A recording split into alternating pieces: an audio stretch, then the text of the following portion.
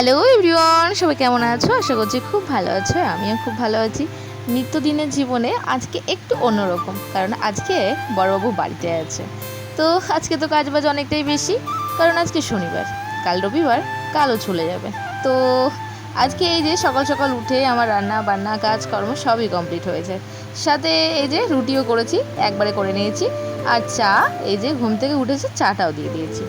কি বলো তো বন্ধুরা, আমার জীবনে সাকসেস হচ্ছে আমার বর নিজে পায়ে দাঁড়াবে, আমাকে ভালো রাখবে, আমাদের সংসারটা বড় হবে, আর সব কিছু ঠিকঠাক হয়ে যাবে। এটা আমার জীবনে সাকসেস। তো জানি না মানুষের জীবনে সাকসেস কীভাবে কি, মানে ওদের কল্পনা এত খারাপ, আমি বুঝতে পারি না। তো কি বলো তো, আমার জীবনে সবথেকে পাওয়া হচ্ছে জিনিস আমার মাতার আশীর্বাদ, যেটা সবসময় থাকে। আর মাতার আশীর্বাদে আমি আমার হাজব্যান্ডকে পেয়েছি, যে আমাকে অনেক অনেক অনেক ভালোবাসে, অনেক ভালো রাখে, যেটা দেখে মানুষের জলে পুড়ে মরে যায়। যাই হোক, সেটা দেখে আমার ভালোই লাগে। তো তার থেকেও বড় কথা হচ্ছে, অনেকে বলে আমি নাকি বউ হওয়ার যোগ্য নই, আমি নাকি সংসার করা মানুষ নই, আমি তার গার্লফ্রেন্ডের মতো। তো আমি যদি গার্লফ্রেন্ড হই, তার কাছ থেকে সেই বইয়ের জায়গাটা বা এত ভালোবাসা, এত মানে কেয়ার, এত মানে সব কিছুর দিক দিয়ে ভালো একটা মানুষ হতে পারি তার কাছে, তাহলে আমি বলবো সারা জীবন আমি গার্লফ্রেন্ড হয়ে থাকতে চাই। কারণ আমার কোনো রকম ওই বউ হয়ে আর মানে আর পাঁচটা মানুষের মতো ঘরে বউ রেখে অন্য জায়গায় যাবে, এরকম টাইপের কোনো কিছুই আমি চাই না।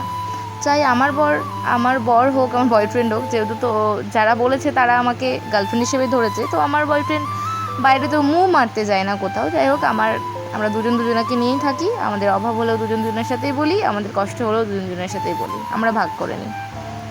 কারণ আমাদের লাইফে আর কারোর প্রয়োজন নেই, আমরা দুজন দুজনের সাথে অনেক ভালো আছি। আর এই যে দেখতে পাচ্ছ আমার চুল উঠে যাচ্ছে, আমার আগে অনেক বড় চুল ছিল, কিন্তু একটা প্রবলেমের কারণে আমার চুলটা কেটে ফেলতে হয়।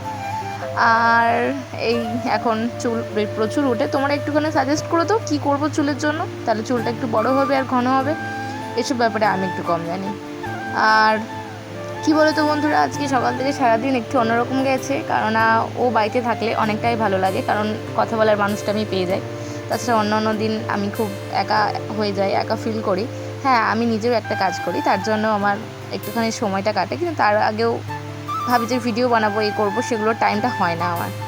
বাইরেও বেরোতে পারি না, তো ও ভেবে রেখেছি আজকে একটু বাইরে বেরোবো। আর এই দেখো আমার কীর্তি, আমার একটু কোনো জায়গা আনকমফোর্টেবল বোধ হলে সেই জায়গাটা আমি ঠিক করি। এই যে টিপটা যেমন ওখান থেকে উঠে গেছিলো, ওখান থেকে তুলে আবার আরেক জায়গায় বসালাম, গ্যাপটা ফাঁকা ছিল, পূরণ করে দিয়েছি। আর এই যে আমি টিপ পরে সিঁদুর পরে আমার কী সুন্দর বউ লাগছে না। যাই হোক, যারা আমাকে গার্লফ্রেন্ড বলো, তারা আমার এই মুখটা দেখে নিতে পারো, কারণ তাহলে তোমাদের যেই সন্দেহটা আছে সেটা দূর হয়ে যাবে।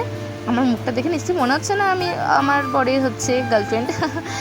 যাই হোক, তোমরা অনেকেই অনেক কথা বলো। আজকের ভিডিও ছিল এইটুকুই, আবার দেখা হচ্ছে নেক্সট ভিডিওতে। টাটা, সবাই ভালো থাকবে।